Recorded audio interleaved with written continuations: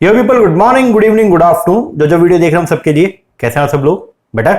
Okay, एक बार फिर से स्वागत है आप सबका हमारे नए लेक्चर में।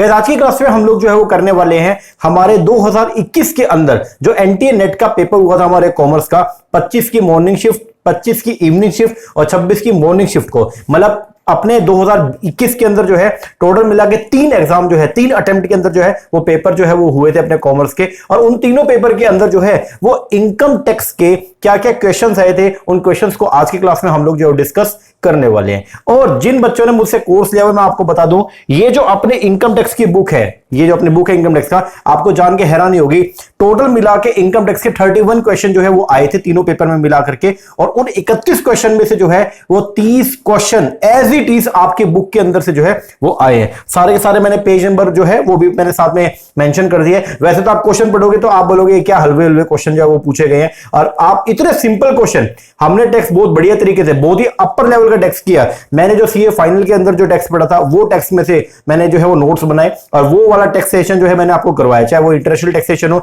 चाहे वो नॉर्मल टैक्स हो, चाहे वो आपका कॉर्पोरेट टैक्सेशन हो, हर एक चीज हमने प्रॉपर्ली जो है पढ़ी है। और पेपर के अंदर जो है वो सारा का सारा मटेरियल जो है जो आप पढ़ के जाएंगे वहीं से पूछा जाएगा। तो इस बार एग्जाम के अंदर जो है वो 31 क्वेश्चन जो पूछे थे पूरे पूरे बुक में से है। तो अपने इनकम टैक्स की बुक जो आपको मैंने प्रोवाइड की, लगभग कोई 201 पेज की किताब है ये, इसमें से ही सारा कंटेंट आपका आएगा। यही आप जो है वो एग्जाम के लिए पढ़ के जाइएगा, इसके अलावा कुछ भी करने की जरूरत नहीं है।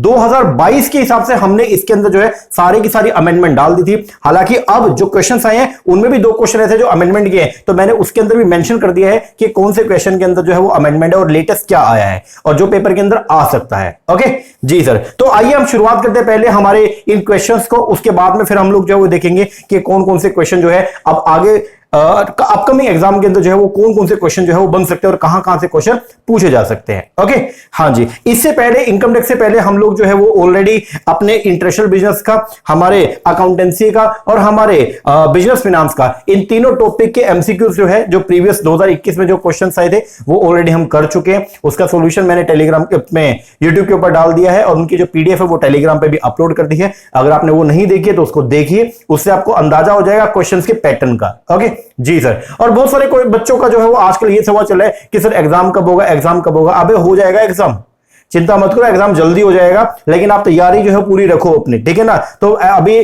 आपका जो है वो बेसिकली होल टिकट नहीं आया, और होल टिकट कैसे आएगा, उससे पहले जो है वो एग्जाम की डेट नहीं आई है। फॉर्म तो भरे गए, सब कुछ हो गया, बट एग्जाम का डेट नहीं आया। तो अभी आप लोग जो है वो तैयारी पे लगे रहो, थोड़ा ही टाइम है, लगभग 20 से 22 दिन के अंदर अंदर सब कुछ हो जाएगा, ठीक है ना। तो आप तैयारी जो है वो प्रॉपर्ली करते रहिए। मोस्ट प्रोबेबली मुझे ये है कि 25 तारीख से आपके पेपर जो है वो स्टार्ट हो जाएंगे, बट बाकी देखते हैं क्या है, ठीक है ना। अभी आपके पास में मोटा मोटी 15 दिन है, तो 15 दिन बढ़िया तरीके से आप तैयारी कीजिए, ठीक है। मेन फोकस आपका, मैं दोबारा फिर से रिपीट कर रहा हूं, बहुत सारे बच्चे इस टाइम कंफ्यूज चल रहे हैं, मैं आपको एक ही बात बोलूंगा, आपका मेन फोकस एक ही चीज पे होना चाहिए, that is a revision.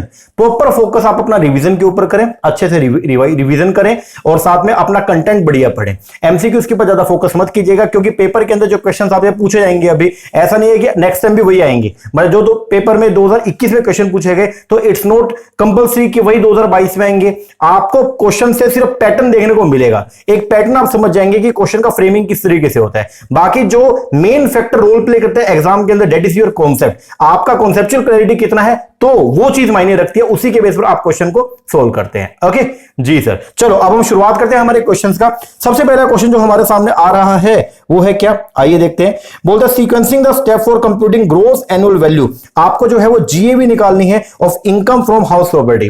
Page number 6.1 जो अपनी बुक थी, ये जो अपना इनकम टैक्स की किताब है, इस इनकम टैक्स की किताब के पेज नंबर 6.1 के ऊपर पूरा का पूरा मैंने चार्ट दिया था। उस चार्ट के अंदर यही तो बताया था हमने कि किस तरीके से आप जीएवी को कंप्यूट करते हैं। तो आप कैसे इसको निकालते हैं जीएवी को, अगर हम देखें तो सबसे पहले हम लोग जो है वो क्या करते हैं, एक हाउस की 4 वैल्यू होती है, ठीक है। एक होता है म्युनिसिपल वैल्यू, एक है फेयर रेंटल वैल्यू। दोनों को कंपेयर करते हैं, विच एवर इज हायर। जो हायर वैल्यू आ गया उसको कंपेयर करेंगे स्टैंडर्ड रेंट से, विच एवर इज लोअर, और फिर वो आपका एक्सपेक्टेड रेंट आ जाएगा। फिर उसको कंपेयर करेंगे एक्चुअल रेंट रिसीव से, विच एवर इज हायर। जो हायर वैल्यू होगा वो आपका क्या होता है, जीएवी। तो कैसे कंप्यूट करेंगे यहाँ पे, तो बोलता है सबसे पहले आपको जो है वो क्या करना है, फाइंड आउट द, आपको किस तरीके से इसको करना है। अब इसमें आप लोग जो है वो सबसे पहले क्या करेंगे, municipal value fair rental value दोनों में कंपेरिजन करेंगे, विच एवर इज हायर। जो हायर वैल्यू आएगा उसको कंपेयर करेंगे स्टैंडर्ड रेंट से, विच एवर इज लोअर। जो लोअर वैल्यू है वो आपका क्या होगा, एक्सपेक्टेड रेंट। तो सबसे पहले जो है वो क्या आएगा, सी के अंदर आप जो है वो क्या करेंगे, फाइंड आउट करेंगे reasonable expected rent in the property. आपने रेंट निकाल लिया, रेंट निकालने के बाद आप जो है वो आप क्या करेंगे, एक्चुअल रेंट जो है वो क्या करेंगे, कंप्यूट करेंगे।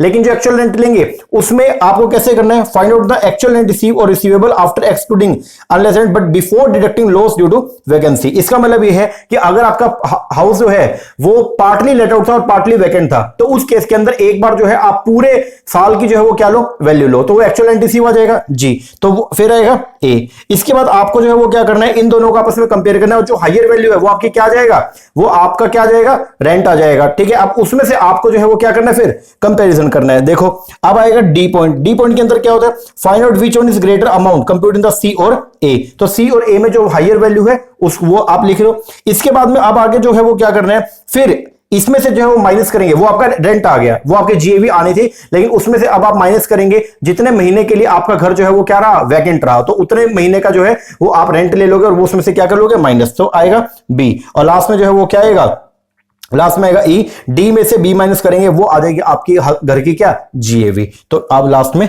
E option. तो ये आपका जो है वो क्या बनेगा, सीक्वेंस बनेगा। बात वही है, घूम के यही आ रही है। हम लोग जो है वो क्या करते थे, जब यहां पे कंपेयर करते एक्चुअल रेंट से, तो यहां पे हम जो है वो क्या करते थे, जितना एक्चुअल रेंट मिला जितने भी महीने का, तो यहां पे मंथ, जितने मंथ के लिए आपका घर जो है वो क्या रहा, लेट आउट रहा, और उसको मल्टीप्लाई करते थे किससे, रेंट रिसीव से। ठीक है ना, इस तरीके से हम कंप्यूट करते थे। यहां पे जो है वो लंबा प्रोसेस करके बता दिया, तो यहां पे क्या किया, उस स्टेप का जो है वो 2 स्टेप करके बता दीजिए, तो ये आपका जो है वो आपका करेक्ट सीक्वेंस बनेगा। तो आंसर जो बनेगा फर्स्ट क्वेश्चन का, that is CADBE। CADBE is the first option.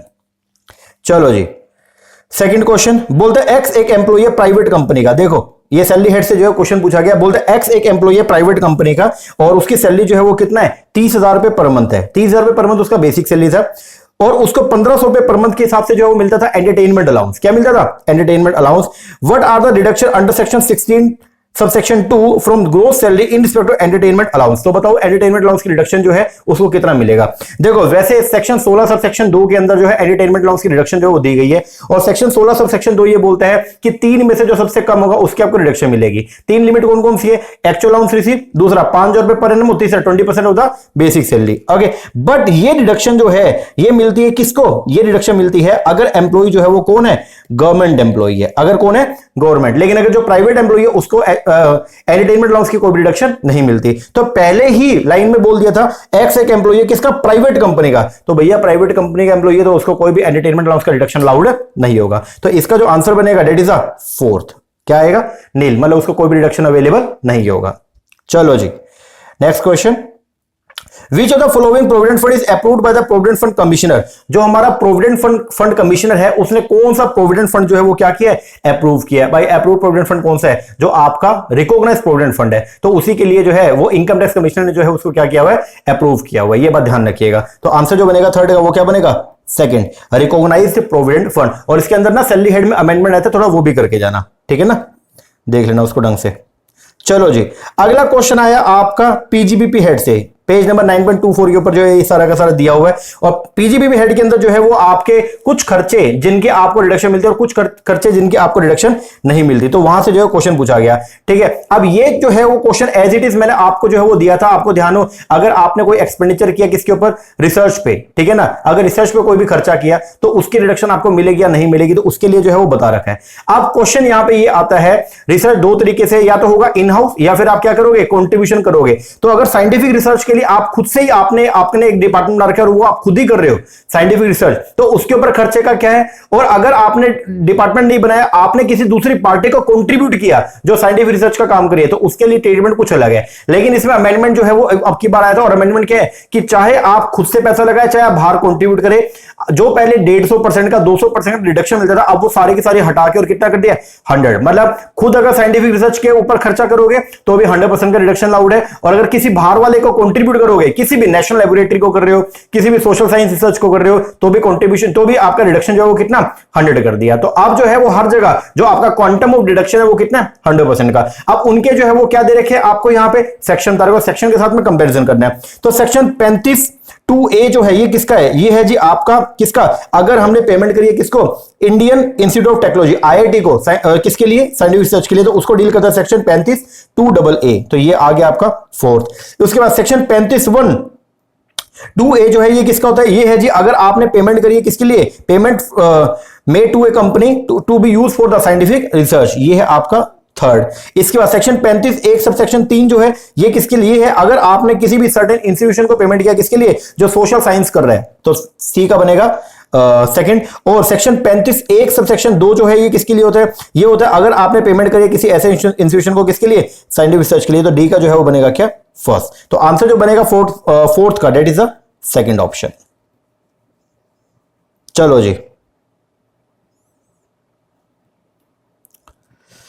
अगला क्वेश्चन आया आपका, और ये है आईटीआर का, जो आपके जब आप इनकम टैक्स रिटर्न फाइल करते हो तो उस टाइम पे जो है वो आपको आईटीआर का एक फॉर्म जो है वो ITR income tax return file करने के लिए आपको आईटीआर फॉर्म जो है डाउनलोड करना पड़ता है, ठीक है ना। आईटीआर फॉर्म 1 2 3 4 5 6 7, तो ये जो आईटीआर फॉर्म है ये किस किस के लिए, तो यहाँ पे जो है क्या बोलता है, देखो बोलते हैं given below are the two statement, एक जो है वो है आपका असर्शन और एक है जी आपका क्या, रीजनिंग। इसके बेस पर आपको कुछ जो है वो आंसर करना है। सबसे पहले असर्शन जो है वो क्या बोल रहा है, वैसे असर्शन रीजनिंग क्वेश्चन कैसे करने हैं मैंने पहले भी आपको बता रखा है कि आपको पहले इंडिविजुअली जो है वो पहली स्टेटमेंट पढ़नी है, असर्शन हो चाहे रीजनिंग हो, दोनों है क्या, स्टेटमेंट ही तो है। तो पहले आपको असर्शन की स्टेटमेंट पढ़नी है, फिर आपको रीजनिंग का स्टेटमेंट पढ़ना है, और फिर दोनों को कोरिलेट करना है, ठीक है ना। तो पहले बोलता है ITR 1 can be used by an individual whose gross total income does not exceed 1 crore. बोलता है आईटीआर 1 जो है वो यूज करेगा वो इंडिविजुअल जिसकी ग्रॉस टोटल इनकम 1 करोड़ से ज्यादा नहीं है। तो ये क्वेश्चन, ये असर्शन जो है वो गलत है, क्यों, क्योंकि लिमिट जो है वो कितना है, 50 लाख का। तो आईटीआर 1 जो है वो किसके लिए होता है, ऐसे इंडिविजुअल के लिए जिसकी ग्रॉस टोटल इनकम 50 लाख से ज्यादा ना हो। तो पहला तो गलत हो गया। सेकंड बोलता है ITR 1 can not be used by an individual who is director of the company. ये बात बिल्कुल सही है, क्योंकि जो डायरेक्टर है कंपनी के लिए वो आईटीआर जो आईटीआर कहां पे भरते हैं, वो आईटीआर फॉर्म 1 में भी भर सकते हैं और फॉर्म 4 में भी भर सकते हैं। तो क्या बोलते हैं ITR 1 can not be used by an individual who is director in A company. तो ये आंसर जो है इसका क्या आएगा, ओनली इसका असर्शन जो है is not but reasoning is A correct. तो आंसर आएगा 4। तो फर्स्ट में तो क्या बोल रहा था, इसका लिमिट जो है 1 करोड़ नहीं है, कितना 50 लाख है। और सेकंड में क्या बोला है, ITR 1 can not be used by an individual. ITR 1 जो है एक इंडिविजुअल यूज नहीं कर सकता जो डायरेक्टर ऑफ कंपनी है, बिल्कुल सही बात है। तो ये उसके लिए 2 फॉर्म है, ना तो वो आईटीआर 1 में अपनी रिटर्न फाइल कर सकता, ना आईटीआर 4 में अपनी रिटर्न फाइल कर सकता। ये बात ध्यान रखना, ठीक है ना। चलो जी, तो इसमें जो है वो रीजनिंग के अंदर क्या आ गया कि रीजनिंग जो है वो करेक्ट है, सॉरी, और असर्शन जो है वो क्या रॉन्ग है। तो आंसर बनेगा आपका क्या, 4th। चलो जी, नेक्स्ट क्वेश्चन बोलता है अगर एसएससी एंगेज है किसके अंदर, business of growing and manufacturing T in India. अगर एसएससी जो है वो क्या है, एंगेज है किसमें, business of growing and manufacturing T बनाने का काम करता है इंडिया के अंदर, टी को ग्रो भी करता है और उसके बाद उसकी मैन्युफैक्चरिंग करता है। तो बोलता है the non agriculture income in that case will be. तो उसके केस में नॉन एग्रीकल्चर इनकम जो है वो कितना होगा। तो उसके लिए अपने 3 रूल थे, रूल 8, रूल 8A और रूल 8B। और रूल 8 के अंदर जो है वो क्या दिया गया कि अगर कोई भी एसएससी जो है वो प्रीवियस ईयर के अंदर उसने जो है टी का बिजनेस किया, टी को ग्रो भी किया और उसके बाद मतलब ग्रोन करके उसके बाद में क्या किया, उसका मैन्युफैक्चरिंग किया, तो उस केस में उसकी जितनी भी इनकम बनेगी उसका 60% पोर्शन जो है वो होगा agriculture and 40% is a business income. और आपसे पूछा गया कि उसकी नॉन एग्रीकल्चर इनकम कितनी है, तो नॉन एग्रीकल्चर इनकम जो है वो कितना होगा, 40% of the income from such business. तो 6 का जो आंसर बनेगा, इट इज अ फर्स्ट। चलो नेक्स्ट बोलता है which of the following loss are not deductible from the business income. बोलता है इनमें से कौन सा लॉस ऐसा है जो बिजनेस इनकम में से उसका रिडक्शन नहीं मिलेगा। अब इसके लिए पहले मैं आपको बता दूं, यहां पे बिजनेस लॉसेस की जो है वो बात की गई है, देखो ध्यान देना एक बार। बोलता है business loss not allowed under income tax. कौन कौन से, the following type of business loss are not deductible from the business income. पहला जो है वो क्या, loss sustain before the business is commence. जब आपने बिजनेस को शुरू किया उससे पहले का जो लॉस है उसकी आपको इनकम टैक्स में कोई भी रिडक्शन नहीं मिलेगी। दूसरा, लॉस इनकर इन the closing down of business. अगर आप बिजनेस को जो है वो क्या करो, बंद करो, और बंद करने पर जो आपका कोई नुकसान हुआ उसकी भी आपको रिडक्शन नहीं मिलेगी। आगे, अगर मान लो कोई आपके पास में कैपिटल एसेट थी, वो अगर डैमेज होगी तो उसके लॉस की भी आपको कोई भी रिडक्शन नहीं मिलेगी। आगे, a loss which is not incidental to the carrying of the business of the SSC. अगर कोई ऐसा नुकसान हो गया जो बिजनेस से रिलेटेड ही नहीं है तो उसकी भी आपको जो है वो पीजीबीपी का कंपटीशन करने में कोई भी रिडक्शन नहीं मिलेगा। आगे, loss due to sale of security held as investment. अगर आपने किसी सिक्योरिटी को जो है वो होल्ड किया हुआ था इन्वेस्टमेंट के तौर पे और उसका कोई नुकसान हो गया तो भैया वो कैपिटल लॉस है, it is not the business loss. आगे, loss caused by the forfeiture of advance given by for the purchase of capital asset. अगर मान लीजिए आपने जो है किसी कैपिटल एसेट को परचेज करने के लिए किसी पर्सन को एडवांस अमाउंट दिया, टोकन मनी दिया, और उसके बाद आपने वो परचेज करने का मूड चेंज कर लिया, तो वो जो टोकन मनी जिस पर्सन रिसीव किया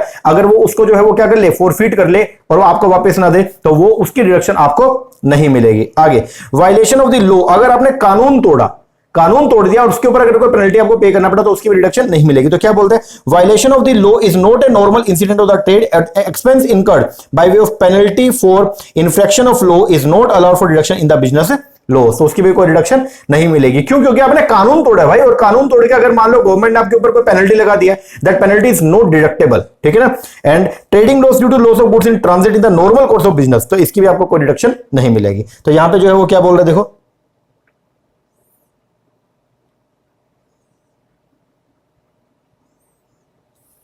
ये जो Which of the following loss are not deductible from the business income? तो पहला loss sustained before the business is commenced, तो इसकी रिडक्शन नहीं मिलेगी। मतलब कौन सा रिडक्शन, कौन से ऐसे लॉसेस है जिनकी रिडक्शन नहीं मिलेगी? तो पहला क्या है, loss sustained before the business is commence, तो इसकी रिडक्शन नहीं मिलेगी। Loss incurred in the closing down of business, अगर बिजनेस को क्लोज डाउन करो उसकी भी रिडक्शन नहीं मिलेगी। Loss incurred due to damages destruction the capital asset, इसकी भी रिडक्शन नहीं मिलेगी। इसके बाद में loss of the raw material and the finished goods, अब ये बोल रहे हैं देखो, loss of raw material and the finished goods in transit, अगर रास्ते के अंदर ही आपका फिनिश्ड गुड्स जो है वो क्या हो गया, लॉस हो गया। अब ये ना लास्ट में जो दे रखा था इसको देखना, ये देखो क्या बोल रहे हैं, trading loss due to loss of goods in transit in the normal course of business, trading loss हुआ है, ठीक है ना। ये ट्रेडिंग करने पर ही जो है वो क्या हो गया, लॉस है। मतलब आप कच्चा माल लेते हो, कच्चा माल आगे जो है वो क्या करते हो, बेच देते हो, तो उसके नुकसान की रिडक्शन नहीं मिलेगी। लेकिन यहां पे आपने जो है वो क्या किया था, आपने मटेरियल जो है वो मंगाया, ठीक है, या आपका जो फिनिश गुड्स था जो आप बेचने वाले थे और वो रास्ते के अंदर नुकसान हो गया, तो उसकी रिडक्शन आपको मिलेगी। दूसरा, loss of stock in trade due to enemy action, इसकी भी आपको रिडक्शन मिलेगी। अगर मान लीजिए एनिमी एक्शन हो गया, ठीक है, और उसकी वजह से आपका नुकसान हो गया, लाइक आपका बॉर्डर के ऊपर जो है वो मान लो प्रीमाइसिस थी और वहां पे जो है वो क्या हो गया, झगड़ा हो गया, ठीक है, और उसकी वजह से आपका जो है वो प्रीमाइसिस में आग उग लगा दिया, कुछ भी हो गया, और उस केस में जो है आपका नुकसान हो गया, तो उसकी भी आपको रिडक्शन मिलेगी। तो आंसर जो है वो इसका क्या बनेगा, ए बी सी, इन तीनों खर्चों की कोई रिडक्शन आपको नहीं मिलेगी। चलो जी आगे, Which of the following person cannot use the ITR 4, इनमें से कौन सा ऐसा पर्सन जो ITR 4 जो है वो उसको यूज नहीं कर सकता, मतलब जब वो इनकम टैक्स रिटर्न फाइल करेगा तो वो ITR 4 को जो है वो यूज नहीं करेगा। कौन कौन सा ऐसा पर्सन है? ना तो कंपनी का डायरेक्टर जो है वो ITR 4 को यूज कर सकता, बिल्कुल, ना कोई भी ऐसा पर्सन जिसके पास किसी कंपनी के अनलिस्टेड शेयर है वो भी जो है वो ITR 4 को यूज नहीं कर सकता, यस। और एक ऐसा पर्सन जिसकी एसेट जो है वो कहां है, आउटसाइड इंडिया लोकेटेड है, तो वो भी ITR 4 के अंदर अपनी रिटर्न जो है फाइल नहीं कर सकता, yes. A firm if resident, if assessees resident, ये कर सकता है, ठीक है, तो ये तो कर सकता है, तो ये इसका आंसर नहीं है। Who has income from other sources, ये भी कर सकता है, ये भी इसका आंसर नहीं है। तो पहले तीन ऐसे एसएससी है जो ITR 4 के अंदर जो अपना रिटर्न फाइल नहीं कर सकते, तो आंसर क्या आएगा, ए बी एंड सी बोल तो फर्स्ट। आगे आइएगा next, AMT alternate minimum tax के जो प्रोविजन है वो एप्लीकेबल होते हैं किसके ऊपर, कंपनी को छोड़ के सबके ऊपर एप्लीकेबल होते हैं, तो क्या बोलते हैं, नॉन कॉर्पोरेट असेसी के लिए। और कंपनीज के लिए कौन सा प्रोविजन है, मैट की प्रोविजन एप्लीकेबल होता है, जिसको बोलते हैं मिनिमम अल्टरनेट टैक्स। चलो जी आगे नेक्स्ट, बोलते हैं एनी प्लानिंग ऑफ टैक्स, अगर आपने कोई भी टैक्स का प्लानिंग किया जिसका मेन एम जो है वो क्या था, reducing the tax liability in legally recognised permissible way, मतलब लीगली तरीके से अगर आप अपनी टैक्स लाइबिलिटी को जो है वो क्या कर रहे हो, रिड्यूस कर रहे हो, तो उसको क्या बोलते हैं, उसको बोलते हैं जी हम लोग क्या, उसको बोलते हैं टैक्स प्लानिंग, तो आंसर आएगा फर्स्ट। आगे, Which of the following are including the person, बोलते हैं पर्सन की डेफिनेशन के अंदर कौन आएगा, अंडर सेक्शन 17A। ये क्वेश्चन ही वैसे गलत था क्योंकि 17(1) जो है वो डील करते हैं किसको, ये सैलरी का सेक्शन है, ठीक है ना, ये बोलते हैं कि सैलरी के अंदर क्या क्या आएगा, लेकिन यहां पे बोलते हैं कि पर्सन की कैटेगरी में कौन आएगा, तो पर्सन की डेफिनेशन वैसे जो है वो दी गई है सेक्शन 2 सबसेक्शन 31 में, ओके। और पर्सन में कौन आएगा, पर्सन के अंदर वो सभी लोग आएंगे, मतलब पर्सन की कैटेगरी के अंदर जो है वो कौन आएगा, पर्सन के अंदर HUF भी आएगा, पर्सन के अंदर कंपनी आएगी, पर्सन में फर्म आती है, पर्सन के अंदर इंडिविजुअल आता है, पर्सन में लोकल अथॉरिटी आती है, पर्सन के अंदर एसोसिएशन ऑफ पर्सन आती है, AOP BOI वो सब जो है वो पर्सन का पार्ट होता है, ठीक है। तो आंसर जो बनेगा 11th का वो क्या बनेगा, ABCDEF बोले तो 4th, ये सब जो है वो पर्सन की कैटेगरी के अंदर आते हैं। नेक्स्ट, बोलते सीक्वेंस द स्टेप, आपको जो है वो सीक्वेंसिंग बतानी है for computing depreciation in the income from the depreciation in income from business और प्रोफेशन। तो अगर आप पीजीबीपी का इनकम जो है वो कंप्यूट करेंगे, तो पीजीबीपी की इनकम को कंप्यूट करने में आप ये बताइए आप डेप्रिसिएशन को कैसे क्लेम करेंगे। देखो जी, पीजीबीपी हेड के अंदर ये बोला गया कि डेप्रिसिएशन की अगर हम बात करते हैं तो डेप्रिसिएशन जो लगता है वो इंडिविजुअल एसेट पे नहीं लगता, वो लगता है किसके ऊपर, ब्लॉक के ऊपर। तो आपको कैसे करना होता है, आप सबसे पहले ब्लॉक की वैल्यू निकालेंगे, ओपनिंग वैल्यू निकाल लो, उसके अंदर अगर आपने करंट में कुछ परचेज की है एसेट उसको ऐड कर लो, अगर कोई एसेट सेल करी है तो उसकी सेल वैल्यू को माइनस कर दो, जो रिमेनिंग अमाउंट आएगा उसके ऊपर क्या लगेगा, डेप्रिसिएशन लगाएगा। एक इंडिविजुअल क्लास ऑफ कंपनी की जो इंडिविजुअल क्लास है एसेट्स का, उसके ऊपर वो जो है वो रेट आपको दे रखा होगा, वो डेप्रिसिएशन का रेट जो उसके ऊपर क्या हो जाएगा, लग जाएगा। तो यहां पे जो स्टेप क्या है, सबसे पहले नंबर पे हम लोग जो क्या करेंगे, फाइंड करेंगे value of each block at the beginning of the each year. तो मतलब सबसे पहले ओपनिंग वैल्यू कंप्यूट करेंगे, डेट इज अ बी। इसके बाद में अब जो है वो आप क्या करेंगे, अगर करंट ईयर में आपने कोई भी एडिशन किया है उस ब्लॉक के अंदर, मतलब एक जो ब्लॉक था लाइक 15% डेप्रिसिएशन वाली एसेट्स का एक ब्लॉक बना लिया, और अगर आपने 15% वाली एसेट कोई करंट के अंदर परचेज करी है तो उसको अभी क्या करेंगे, ऐड करेंगे, डेट इज अ डी। इसके बाद अब जो है वो क्या करेंगे, अगर आपने कोई स्क्रैप बेच दिया या अगर कोई एसेट को ट्रांसफर किया, उसको बेचने पर कोई पैसा मिला तो उसको यहां से माइनस करेंगे, डेट इज अ सी। और जो लास्ट अमाउंट जो बचेगा उसके ऊपर जो है वो आप क्या करेंगे, फिर डेप्रिसिएशन लगाएंगे, that is the WDV, return on value of each block as on the last day of the previous year. फिर क्या आएगा, ए। ये आपका जो है वो क्या रहेगा, सीक्वेंस रहेगा। और ये जो आपके डब्ल्यूडीवी आएगी, रिटर्न ऑन वैल्यू आएगी, फिर इसके ऊपर आपको जो है वो क्या लगाना है, टैक्स लगाना है। तो आंसर जो बनेगा 12th का वो क्या बनेगा, सेकंड।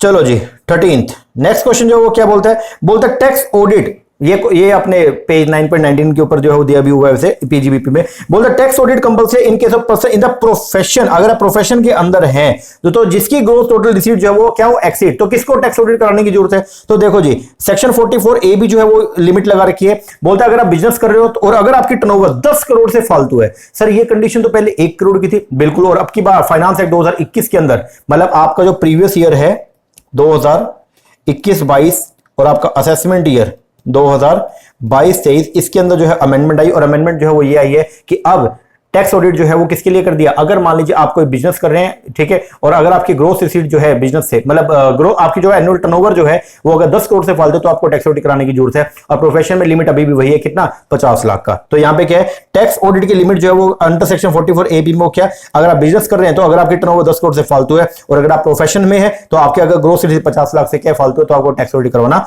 पड़ेगा। यहां पे बात किसकी पूछी है, प्रोफेशन का। तो यहां पे जो है वो देखेंगे कितना, आंसर नंबर 4। तो tax audit compulsory in case of a person in the profession, जो पर्सन है किसमें, प्रोफेशन में, जिसकी ग्रोस रिसीट जो है प्रोफेशन से वो कितनी है, एक्सीड 50 लाख है। आगे नेक्स्ट क्वेश्चन बोलता है ए एक रेजिडेंट है इंडिया के अंदर, उसकी एज जो है वो क्या है, कितनी है, 60 साल है, उम्र पूरी कितनी है, 60 साल है। उसने अर्न की कुछ एग्रीकल्चर इनकम, 5 लाख रुपए की एग्रीकल्चर इनकम कमाया, और नॉन एग्रीकल्चर इनकम कमाया उसने 3 लाख रुपए का during the previous year 2019-20। What is the tax liability of A. तो बताओ ए की टैक्स लायबिलिटी जो है वो कितनी होगी। देखो जी अगर मान लो कोई एसएससी जो है वो दोनों तरह की इनकम कमाता है, डेट मींस कि वो एग्रीकल्चर इनकम भी कमाता है और नॉन एग्रीकल्चर इनकम भी कमाता है, तो उसके केस के अंदर जो है वो कंडीशन क्या है, तो उसके केस में कंडीशन जो है वो ये है कि अगर उस पर्सन की जो है वो एग्रीकल्चर इनकम 5,000 रुपए से ज्यादा है और non agriculture income minimum limit से ज्यादा है, तो फिर उसकी एक बार हम उसकी एग्रीकल्चर इनकम को जो है वो क्या करेंगे, ऐड करेंगे नॉन एग्रीकल्चर में, और उसके ऊपर क्या करेंगे, टैक्स लगाएंगे, ठीक है ना। तो लेकिन ये प्रोसीजर तभी एप्लीकेबल है जब वो दोनों कंडीशन इकट्ठी आपकी जो है वो क्या हो, सेटिस्फाई हो।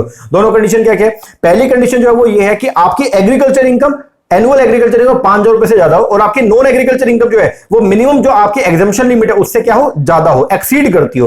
लाइक अगर आप नॉर्मल इंडिविजुअल है तो 2.5 लाख से ऊपर इनकम होनी चाहिए, अगर आप सीनियर सिटीजन है तो आपकी इनकम 3 लाख से एक्सीड करनी चाहिए, ना कि पूरे 3 लाख, और अगर आप सुपर सीनियर सिटीजन है तो आपकी income non agriculture income 5 lakh से एक्सीड करनी चाहिए। बट इस क्वेश्चन के अंदर क्या बोलते हैं, बोलता है ए एक रेजिडेंट है इंडिया का, उसकी उम्र 60 साल है पूरी, 60 साल है, तो कंडीशन कौन सा लगेगा सर, 60 साल के लिए जो स्लैब रेट है अपना वो कौन सा है, वो है जी हमारा कितना, 3 लाख से 3 लाख वाला, ठीक है। तो क्या होना चाहिए था, कंडीशन ये होनी चाहिए थी, अगर उसकी उम्र 60 साल है तो ये बोलता है क्या, partial integration of the agriculture income with non agriculture income. तो ये पार्शियल इंटीग्रेशन करते कैसे हैं, जब आपका net agriculture income should exceed कितना, 5,000 रुपए पर एनम हो, मतलब जो नॉन एग्रीकल्चर इनकम है वो 5,000 रुपए पर एनम से ज्यादा हो, और आपकी जो एग्रीकल्चर नेट एग्रीकल्चर इनकम 5,000 से ज्यादा, और जो आपकी नॉन एग्रीकल्चर इनकम है वो कितना हो, वो एक्सीड हो the maximum amount not chargeable to the tax. तो इस केस के अंदर जो है वो क्या होगा, इस केस के अंदर आपकी जो इनकम है उसके ऊपर जो है वो क्या, एक बार आपकी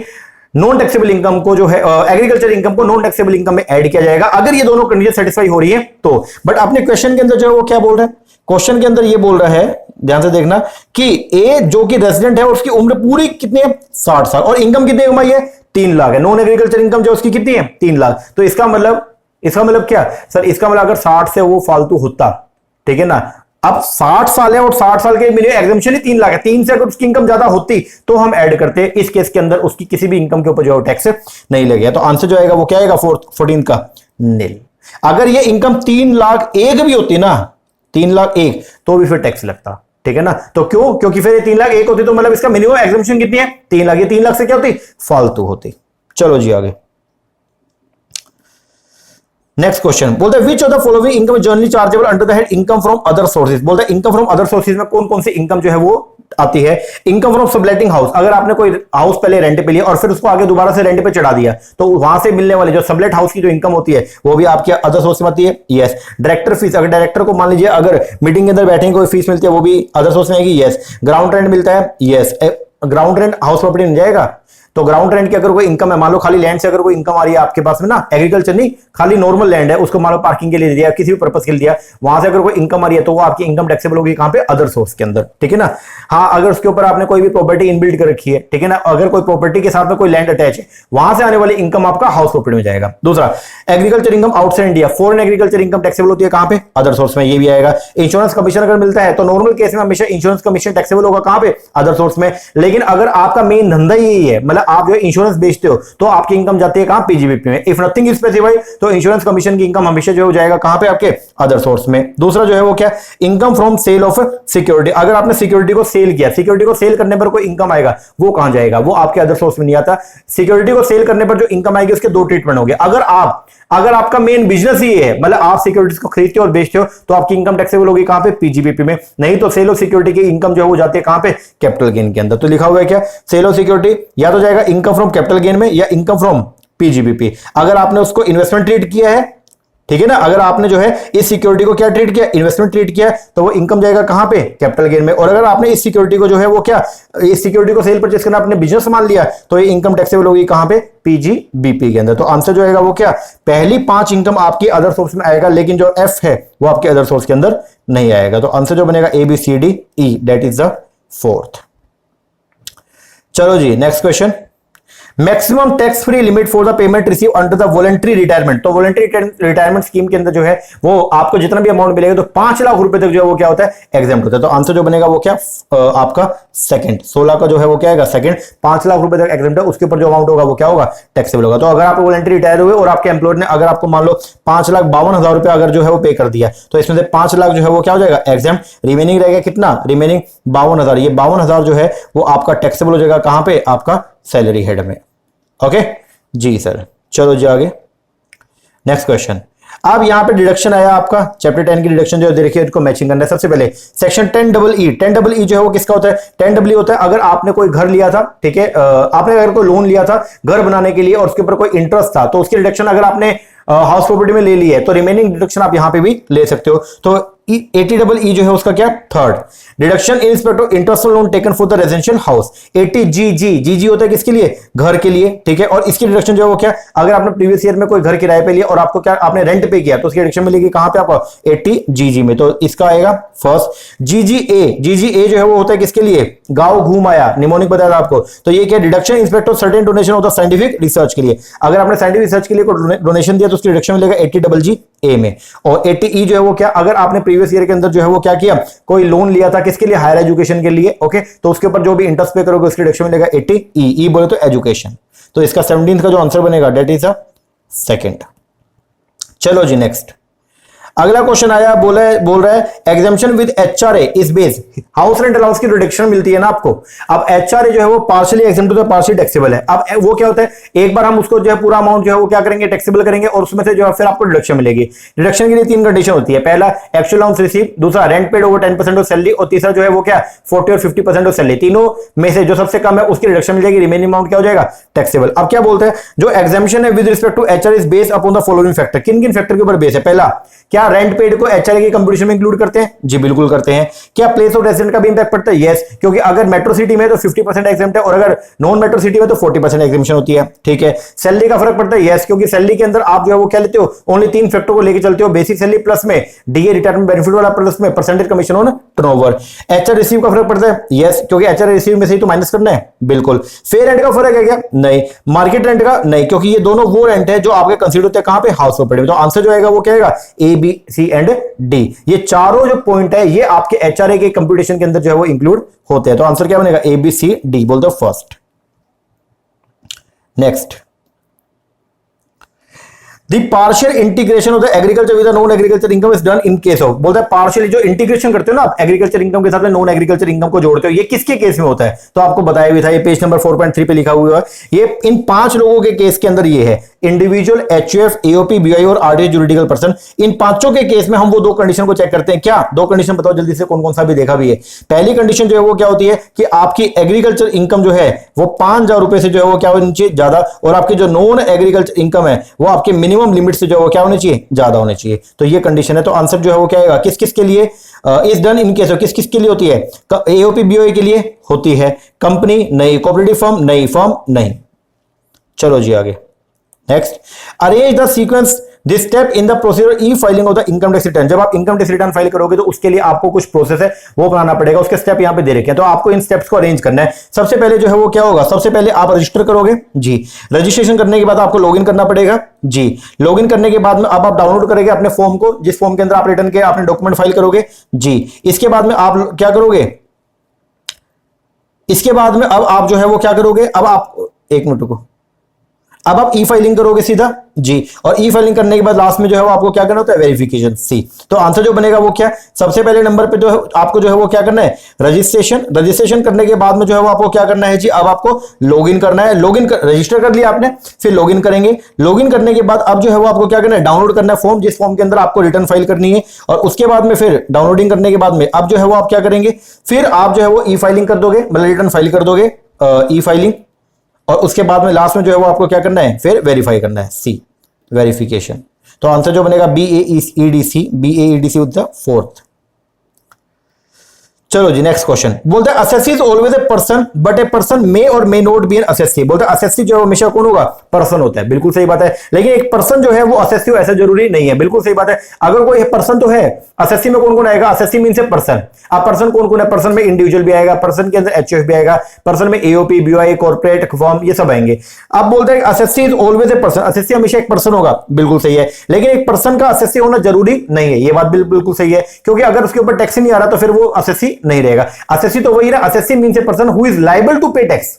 असेसी की डेफिनेशन क्या बोलती है, assessee means a person who is liable to pay tax. लेकिन अगर मान लो असेसी की डेफिनेशन में आने वाला कोई बंदा और उसको अगर टैक्स की लायबिलिटी नहीं आ रही है तो इसका मतलब वो असेसी नहीं रहेगा। तो ये बात तो बिल्कुल सही है। स्टेटमेंट सेकंड क्या बोलती है, द टर्म पर्सन इंक्लूड, बोलते हैं पर्सन की कैटेगरी में कौन कौन आएगा, पर्सन में आएगा individual, HF, company, firm, AOP, local authority, RTI judicial person, बिल्कुल सही बात है। तो दोनों स्टेटमेंट जो है वो क्या है, एकदम करेक्ट है। तो आंसर क्या आएगा, both statement 1 and 2 are correct. First next आइएगा, बोल the tax audit compulsory in case of person is carrying on a business जिसकी ग्रोस टर्नओवर जो है वो क्या है, तो जिसकी ग्रोस टर्नओवर आज की डेट में तो 10 करोड़ से फालतू है, और पहले जो कंडीशन थी वो कितनी थी, 1 करोड़। तो आंसर जो है वो क्या आएगा, अब नाउ 10 करोड़। चलो जी आगे, अब ये वैसे जीएसटी का क्वेश्चन है, ये आना चाहिए लीगल एस्पेक्ट में, लेकिन मैंने यहां पे डाल दिया, एक बार करवा देता हूं आपको।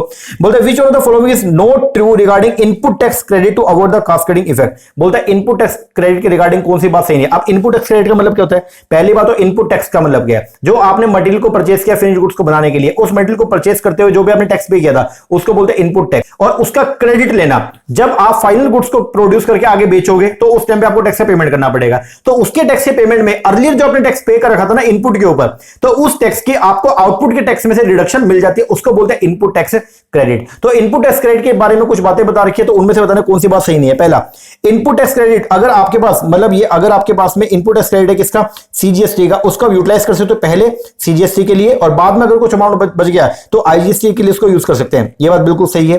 फिर दूसरा जो है बोलता है इनपुट टैक्स क्रेडिट एसजीएसटी, अगर मान लो स्टेट का जो जीएसटी है उसका अगर कोई क्रेडिट आपके पास बचा हुआ है तो उसको आप यूज करते हो सीजीएसटी के लिए, ऐसा नहीं है, क्योंकि एसजीएसटी का जो पैसा है उसको सबसे पहले यूटिलाइज किया जाएगा किसके लिए, एसजीएसटी के लिए, उसके बाद में अगर बचेगा तो फिर सीजीएसटी। तो ये आपका गलत हो गया। तो आंसर जो बनेगा वो क्या, सेकंड बनेगा।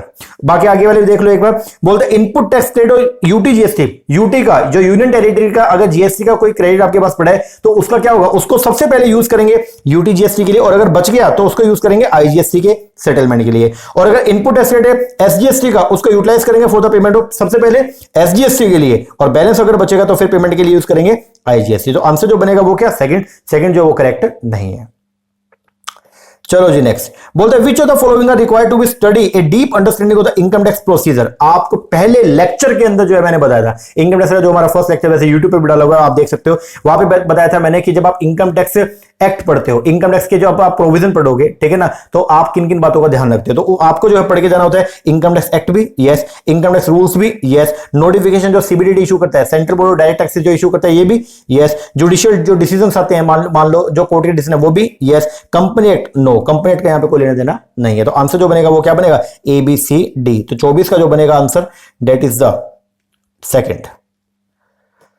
चलो जी नेक्स्ट बोलता है ये ब्यूएंसी जो है is a basic principle taxation का, जिसका मतलब क्या होता है, ब्यूएंसी की अगर बात करते हैं, ब्यूएंसी का मतलब होता है टू राइज, इसका मतलब ये है कि गवर्नमेंट को ज्यादा से ज्यादा जो है वो क्या मिले, टैक्स मिले, तो ये एक प्रिंसिपल होता है बेसिकली, और इसका मतलब जो है वो क्या होता है, राइज करना, मतलब गवर्नमेंट का जो रेवेन्यू लगातार क्या हो, बढ़े, तो बोलता है ब्यूएंसी एक बेसिक प्रिंसिपल टैक्सेशन है, जिसका मतलब जो है वो क्या, जिसका मतलब है क्या, जिसका मतलब है कि एक ऐसा सिस्टम हम एडॉप्ट करेंगे should be such that the tax revenue has a inherent tendency to increase as a economy grow, तो ब्यूएंसी एक सिस्टम है जिसके अंदर टैक्स जैसे जैसे इकोनॉमी ग्रो करेगी वैसे वैसे आपका टैक्स का रेवेन्यू जो है गवर्नमेंट का वो भी क्या हो बढ़े, इसको बोलते हैं क्या, इस प्रिंसिपल को बोलते हैं हम लोग क्या, ब्यूएंसी, ठीक है ना, तो आंसर जो है वो क्या सी, और सी कहां पे, थर्ड, तो इसका ऑप्शन जो है वो क्या आएगा, थर्ड। चलो जी आगे बोलता है due date of first instalment advance tax, कितनी बार पढ़ लिया, बोलता है एडवांस टैक्स की जो पहली इंस्टॉलमेंट है उसकी ड्यू डेट जो है वो क्या, 4 बार जाती है साल के अंदर, और पहली इंस्टॉलमेंट जो है वो क्या, ऑन और बिफोर, ये बात, ये लाइन को आप ध्यान रखना, क्या है, ऑन और बिफोर, कब, ऑन और बिफोर द 15 जून, तो पहली इंस्टॉलमेंट जो है वो कितना, 15 जून, आंसर क्या, थर्ड। चलो जी आगे 27, ये रिपीट क्वेश्चन आ गया, which of the following loss are not deductible from the business income, इनमें से कौन सा लॉस डिडक्टेबल नहीं है, तो loss income the closing down of business, बिल्कुल सही बात है, ये भी नहीं है, दूसरा loss income due to damage destruction, ये भी नहीं है, loss of stock in trade due to enemy action, ये इसकी डिडक्शन मिलती है, loss sustain before the business commence, हाँ जी ये इसकी नहीं है, loss of raw material finished goods in transit, इसकी डिडक्शन मिलती है, तो आंसर जो आएगा वो क्या आएगा, A B and D, A B D बोले तो सेकंड। चलो जी आगे नेक्स्ट बोलते हैं ITR 1 can be use by the individual having the income from, ITR 1 उस वो इंडिविजुअल यूज करेगा जिसकी इनकम जो है वो कहां से है, तो आईटीआर 1 है किसके लिए, एक ऐसे इंडिविजुअल के लिए जिसकी इनकम है कहां से, वन हाउस प्रॉपर्टी से, यस, पेंशन से, यस, या interest on the fixed deposit in bank, yes, तो होती है ना वो, हम बोलते हैं कि सैलरी की इनकम हो, या फिर उसका एक हाउस प्रॉपर्टी, एक ही घर हो, वहां से अगर कोई इनकम आ रही है, या फिर अदर सोर्स की इनकम हो, ठीक है ना, तो आंसर जो बनेगा वो क्या बनेगा, ए बी एंड सी। वैसे income from lot winning from lottery जो ये भी इसका पार्ट है, लेकिन ऑप्शन में नहीं दे रखा, अगर ए बी सी डी होता तो हम तीनों के तीनों करके आते, लेकिन शुरुआत के ए बी सी दे रखे, तो यही आपका जो वो आंसर हो जाएगा। चलो आगे मैचिंग करना आपको, एग्जाम्पशन के सेक्शन दे रखे, सेक्शन 10(1), 10 सबसेक्शन 10(c), 10(13)(a) और 10 सेक्शन 10 सबसेक्शन 10(a), तो इनको जो है वो मैचिंग करना। सबसे पहले सेक्शन 10(1) जो है ये किसके लिए, सेक्शन 10(1) तो है सर अपने एग्रीकल्चर इनकम के लिए, 10(10)(c) जो है ये किसके लिए, ये है आपका अमाउंट रिसीव इनवॉलंटरी रिटायरमेंट के लिए, 10(13)(a) जो है किसके लिए, हाउस रेंट अलाउंस के लिए, और 10(10)(a) जो है वो किसके लिए, लीव एनकैशमेंट के लिए, तो 29 का जो आंसर बनेगा डेट इज द सेकंड। चलो जी 29 के बाद 30 बोलता है सेक्शन 80GC, 80GC गांव घुमाया नहीं, जीजीसी क्या था ये, गधे घोड़े चराओ, बोले तो पॉलिटिकल पार्टी, तो ये किसकी है डिडक्शन जो है 80GC जो है वो किसकी है, तो ये है आपका deduction in respect of contribution given by person to the political party. अगर मान लीजिए कि आपने जो है वो प्रीवियस ईयर के अंदर कोई पॉलिटिकल पार्टी को जो है वो कोई कंट्रीब्यूशन किया, कोई डोनेशन दिया इंडिविजुअल ने, तो उसकी डिडक्शन मिलेगी कहां पे 80GC, और 80GB किसके लिए था, अगर एसएससी जो कौन है कंपनी, अगर कंपनी ने पॉलिटिकल पार्टी को कोई डोनेशन दिया तो उसकी डिडक्शन जो मिलेगी कहां पे 80GB के अंदर।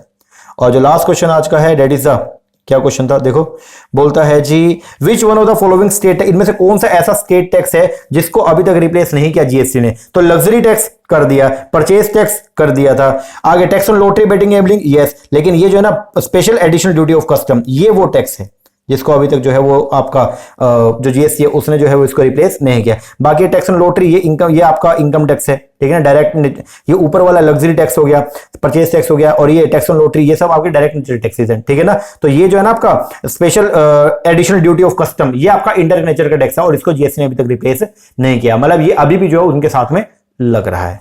ये 31 क्वेश्चन आपके एग्जाम के अंदर जो पूछे गए थे, मोर और लेस सारे के सारे क्वेश्चन जो है वो अपनी किताब के अंदर से जो है वो जनरली आए थे। तो आई होप कि आपको क्वेश्चन पढ़ के, जो अपने स्टूडेंट है उनको तो पढ़ के बिल्कुल भी दिक्कत नहीं हुई होगी, आपको समझ में सारे आ गए होंगे। बाकी आप मैं आपको फिर बोलूंगा कंटेंट के ऊपर फोकस ज्यादा रखिएगा, सिलेबस पूरा पढ़ के जाइएगा, हर एक चीज जो है वो अपनी बुक में से आएगी, आप पढ़ के जाओ, बस बशर्ते ये कि आपको सारे टॉपिक जो आप कनेक्ट कर पाओ एग्जाम में।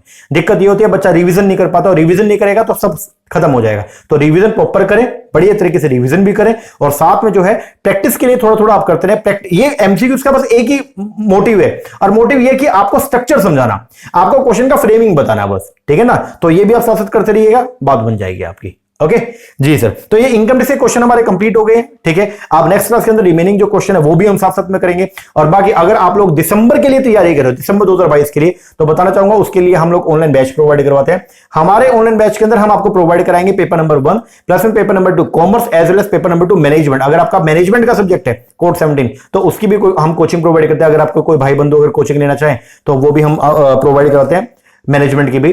तो हमारे ऑनलाइन बैच में आपको मिलेगा दोनों पेपर के वीडियो लेक्चर, दोनों पेपर का स्टडी मटेरियल हार्ड कॉपी में, लाइक जैसे अभी इनकम टैक्स पढ़ रहे हैं तो ये इनकम टैक्स की बुक हो गया, ये हमारा बिजनेस मैनेजमेंट का बुक हो गया। इस तरीके से 10-10 किताबें आपको दोनों पेपर की, 10 किताबें पेपर 1 की, 10 किताबें पेपर 2 की आपके होम एड्रेस पे आएगा। प्लस में आपको मिलेगा सारे के सारे रिवीजन वीडियोस, हर यूनिट का सेपरेट रिवीजन वीडियो है, और हर यूनिट के जो है वो प्रैक्टिस एमसीक्यूज वो सब मिलेगा। तो अगर आप इंटरेस्टेड है, नीचे नंबर दिया हुआ है, इसके ऊपर कॉल करके व्हाट्सएप करके आप इंक्वायरी कर सकते हैं। ओके जी सर, चलो ये इनकम टैक्स के क्वेश्चन आप कीजिएगा, रिमेनिंग जो है वो अब बैंकिंग वाले क्वेश्चन जो है वो करते हैं अपने नेक्स्ट क्लास में। तब तक के लिए थैंक यू वेरी मच।